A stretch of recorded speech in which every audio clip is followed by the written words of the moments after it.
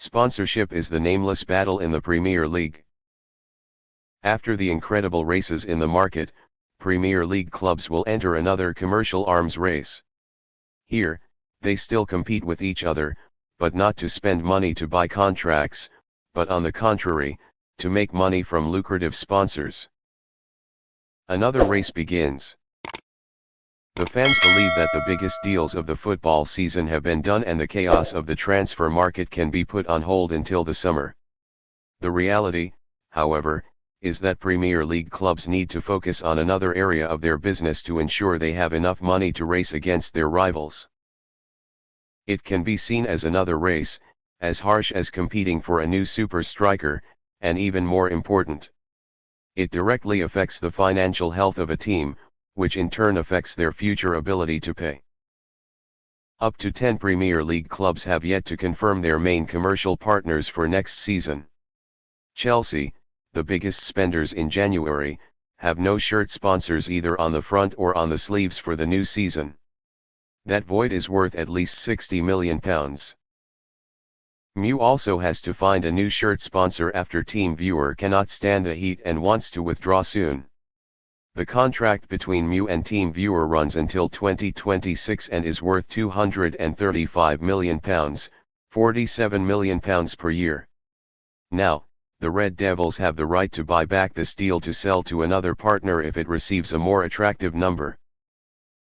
Similar to MU, Man City also wants to receive more from the main sponsor, but still keeps the relationship with Etihad. If there is a bigger partner than Etihad, Man City will change. At a lower level, Newcastle hope success this season will help them land a new sponsor that will pay more.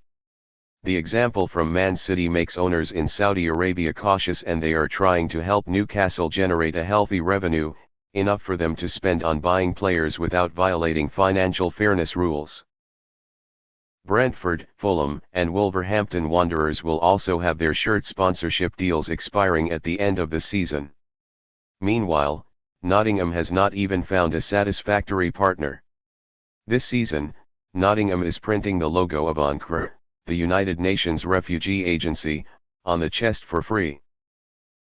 Differentiation between rich and poor.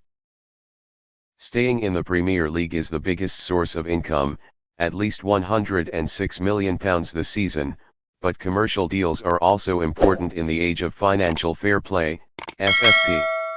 Deloitte's Money League, an annual report released last week, is a timely reminder of just how much commercial income has an impact on clubs.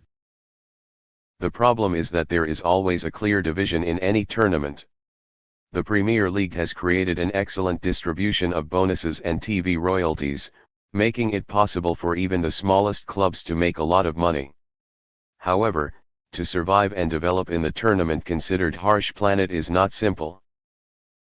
In fact, there is a clear commercial divide in the Premier League, haves and don'ts. A club in the Big Six group could aim to bring in a minimum of £40 million a season in shirt sponsorships.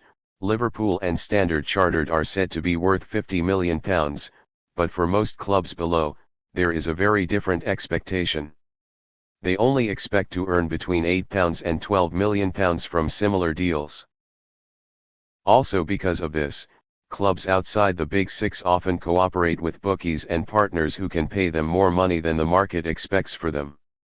This season alone, there are 8 Premier League clubs whose shirt sponsors are betting sites, despite these agreements being called by campaigners to end because it risks losing their image of professional football.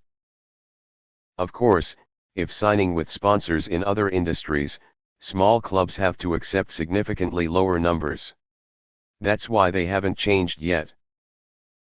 And just like in the transfer market, English clubs often look to their peers to find the most suitable contracts for them.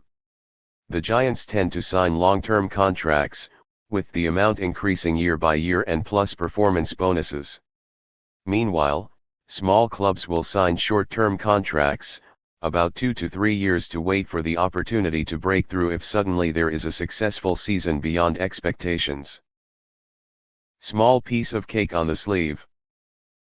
The new Premier League gave clubs the right to exploit their sleeves a few years ago, and created a really lively market. This is the place to be most volatile, with deals worth as little as £4 million or less a year.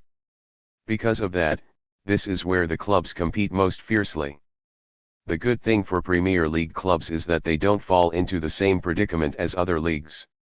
The case without sponsorship like Nottingham is very rare, because hundreds of big brands are still lining up to appear in the Premier League.